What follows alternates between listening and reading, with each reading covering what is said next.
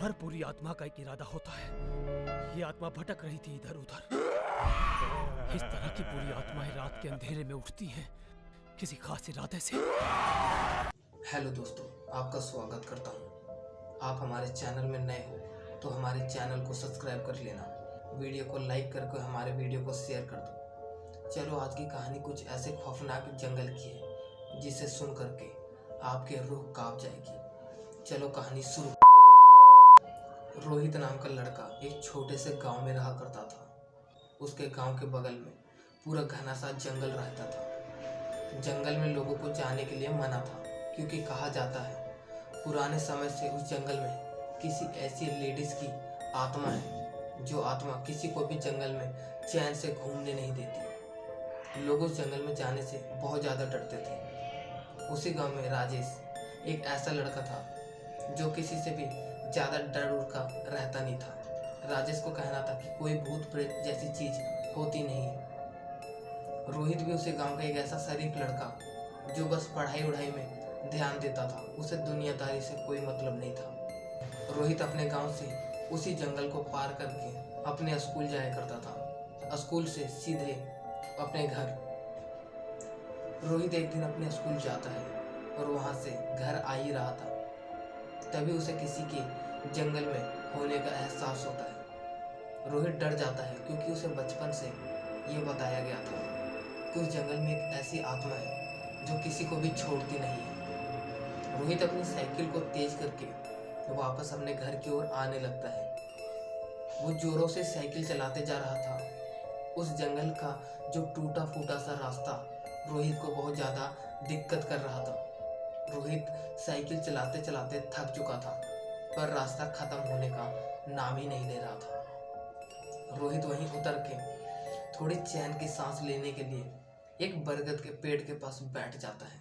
तभी धीरे धीरे उसकी नींद लग जाती है। जब उसकी आँख खुलती है तो उसके शरीर पर एक डेड बॉडी रखी हुई थी। रोहित उसे देख करके बहुत घबरा जाता है और चिल्लाने लगता है। वहाँ पे उसके सिवा और कोई नहीं था। तभी वो देखता है कि वो डेड बॉडी वहाँ से गायब हो गई। रोहित अपने साइकिल को उठाता है और अपने घर आ जाता है। उसके साथ आज जो हुआ वो अपने घर वाले को साथ शेयर करता है। उसके बाद रोहित ने उस स्कूल को ही छोड़ दिया था। राजेश उस गांव का एक लोफर सा लड़का था। राजेश अपने दोस्तों के साथ उस जंगल की ओर जाने लगता है। राजेश के दोस्त बोल रहे थे कि मैं उस जंगल की ओर नहीं जाऊंगा, पर राजेश उनको जबरदस्ती अपने साथ जाने के लिए मजबूर कर देता है और उसके साथ उसके 3 दोस्त उस जंगल की ओर चले जाते हैं। पूरे जंगल वो सब मिलके हंसी खुशी से घूम रहे थे। अभी सुबह का वक्त था। जंगल में नए नए तरीके का फल वो खाते हुए घूमते जा रहे थे। तभी उनको किसी के रोने की आवाज़ आती है, जैसे कि कोई वहाँ पे चिल्ला रहा था। सब देखते हैं तो इधर उधर कोई भी नहीं था, बस वो 4 लोग थे वहाँ पे। तो ये रोने की आवाज़ किसकी थी जो अभी उनको सुनाई देती है?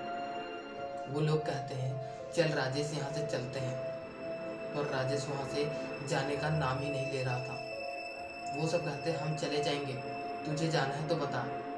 राजेश कहता है नहीं, तुम्हें जाना है तो जाओ, मैं तो जंगल घूमता ही रहूँगा।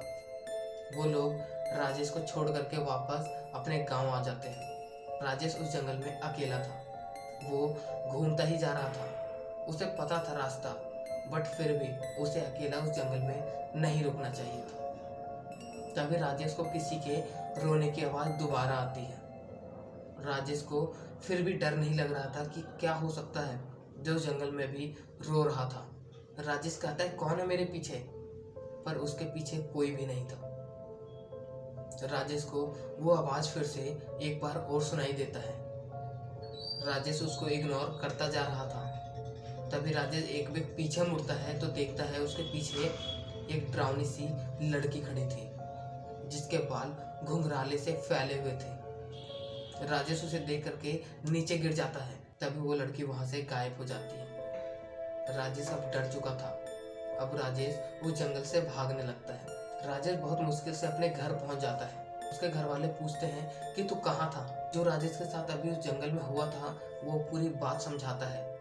घर वाले राजेश को डांट के उसे तो चुप कर लेते हैं, बट राजेश के साथ जो अभी उनके घर आया है उसको कैसे चुप कर पाएंगे। जब रात होती है तो राजेश के कमरे में फिर से किसी के रोने की आवाज आ रही थी। राजेश उठ के रोने लगता है। राजेश के घर वाले आते हैं तो उस घर में राजेश के सिवा और कोई नहीं था। तो वो रोने की आवाज़ किसकी थी जो भी राजेश को वापस से सुनाई दे रही थी। राजेश के साथ ये चीज़ फिर से उसके घर में 2-3 बार फिर से हो रहा था।